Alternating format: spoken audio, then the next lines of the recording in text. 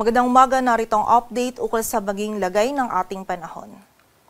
Kaninang 1 a.m. si Bagyong Fabian ay lumabas na ng ating area of responsibility and by 2 a.m. ay nag-downgrade na din ito into a low pressure area. Huli itong namataan sa layong 365 kilometers west ng Laoag City, Ilocos Norte and wala po itong epekto sa anumang bahagi ng ating bansa. Samantala, yung southwest monsoon o habagat pa rin ang umiiral sa malaking bahagi ng ating bansa. Magdadala pa rin po ito ng maulap na kalangitan at mataas na tsansa ng mga pag-ulan, pagkilat at pagkulog, lalong-lalo na yan dito sa malaking bahagi ng Southern Luzon at ilang bahagi pa ng Visayas. So patuloy pa rin pong pag-iingat sa ating mga kababayan sa posibilidad ng mga pagbaha at pagguho ng lupa. Samantala, yung minomonitor naman po natin na bagyo sa labas ng ating area of responsibility, yung tropical storm na may international name na Podol ay huling namataan sa layong 2,220 kilometers east ng extreme northern Luzon. Taglay po nito yung lakas ng hangin na 85 kilometers per hour malapit sa sentro at bugso ng hangin na umaabot sa 105 kilometers per hour. Ito'y kumikilos pakanluran, hilagang kanluran sa bilis na 15 kilometers per hour and sa kasalukuyan din po ay wala rin itong epekto sa anumang bahagi ng ating bansa. At ayon nga dito sa ating latest forecast track analysis ni Bagyong Podol, generally ito ay kikilos pa-west, northwestward or westward habang binabaybay pa rin po yung karagatan and posible po itong pumasok sa loob ng ating area of responsibility bukas ng gabi or sa Lunes ng umaga. And kapag nga po ito ay pumasok na sa loob ng ating area of responsibility, ito po ay papangalanan natin na Goryo. And may kita din po natin na patuloy po itong mag-i-intensify and bago po ito pumasok sa loob ng PAR ay posible po itong nasa typhoon category. And nakikita naman po natin ngayon na wala itong magiging epekto sa anumang bahagi ng ating bansa. Ngunit base po dito sa ating latest forecast track analysis, may kita po natin itong ating cone of probability. May possibility pa rin po na magkaroon ng southward shift or maging mas mababa yung track nito ni Bagyong Podol. At kapag po naging mas mababa yung track nito, ay posible po nitong mahagip ng mga malalakas na hangin and also mga pag-ulan nito itong area ng extreme northern Luzon. But for now po, less likely yung nakikita natin na ganun na scenario and also less likely din po na ma-enhance nito yung habagat sa mga susunod na araw. But mataas pa po yung uncertainty natin, so posible pa pong magbago yung ganitong scenario kaya patuloy po nating continuous monitoring pa rin po tayo and patuloy na mag-antabay sa updates na ipapalabas po ng Pag-asa.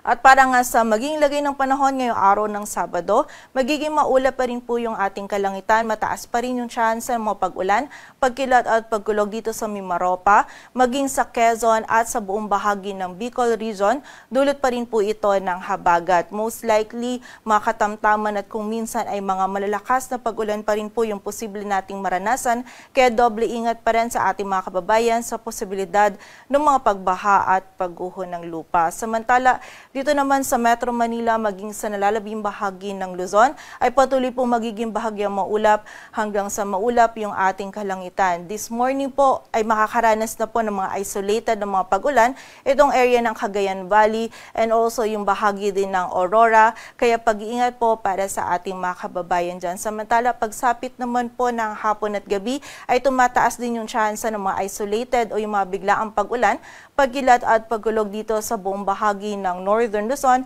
maging sa ilang areas pa ng Luzon. So kapag po tayo ay lalabas, huwag pa rin po natin kalilimutan yung mga pananggalang natin sa ulan and also yung mga regional offices po natin ay nagpapalabas pa rin ng mga thunderstorm advisories or mga babala ukol sa mga pag-ulan na ito. Agwat ng temperatura dito sa Metro Manila ay mula 26 to 32 degrees Celsius, sa Baguio ay 17 to 24, sa Laoag ay 26 to 31 degrees Celsius. Sa bahagi naman ng Tagaytay ay 24 to 30. Sa Tuguegarao, ang maximum temperature ay maaaring umabot hanggang 33 degrees Celsius. At sa Legazpi naman ay 31 degrees Celsius. Samantala dito naman sa bahagi ng Palawan, maging sa area din ng Western Visayas ay magiging makulimlim pa rin po yung ating panahon. Mataas pa rin yung tsansa ng mga kalat-kalat na pag-ulan, pagkilat at pagkulog, dulot pa rin po ito ng habagat. Samantala, dito naman sa area ng Eastern Visayas, as early as this morning, magiging maulap din po yung ating kalangitan. May chance din ng mga isolated na mga pag-ulan, pagkilat at pagkulog. Samantala, sa nalalabing bahagi naman po ng Visayas at buong bahagi ng Mindanao, patuloy pa rin magiging bahagyang maulap hanggang sa maulap yung ating kalangitan. Pagsapit po ng hapon at gabi, ay tumataas din yung chance ng mga biglaang pag-ulan, pagkilat at pagkulog. And posible pa rin po tayo makaranas ng mga biglaan at panandaliang buhos ng mga malalakas na pag-ulan. Kaya muli po, doble ingat pa rin sa posibilidad ng mga pagbaha at pagguho ng lupa.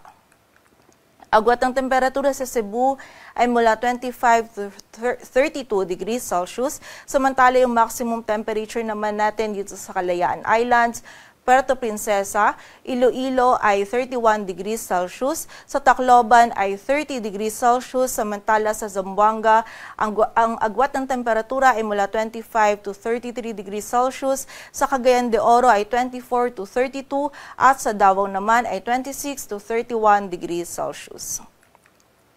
Para naman po sa lagay ng dagat baybayin ng ating bansa, wala po tayong nakataas na gale warning, kaya malayang makakapalaot yung mga kababayan natin mga isda, pati na rin yung may mga maliliit na sasakyang pandagat. Dito sa Metro Manila, ang araw ay sisikat mamayang 5:41 ng umaga at lulubog mamayang 6:22 ng hapon.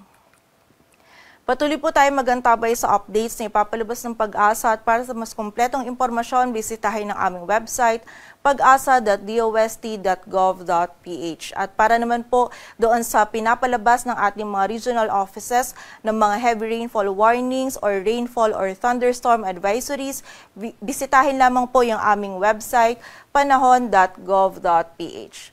At yan po muna ang latest dito sa Weather Forecasting Center ng Pag-asa. Grace Castañeda, magandang umaga po.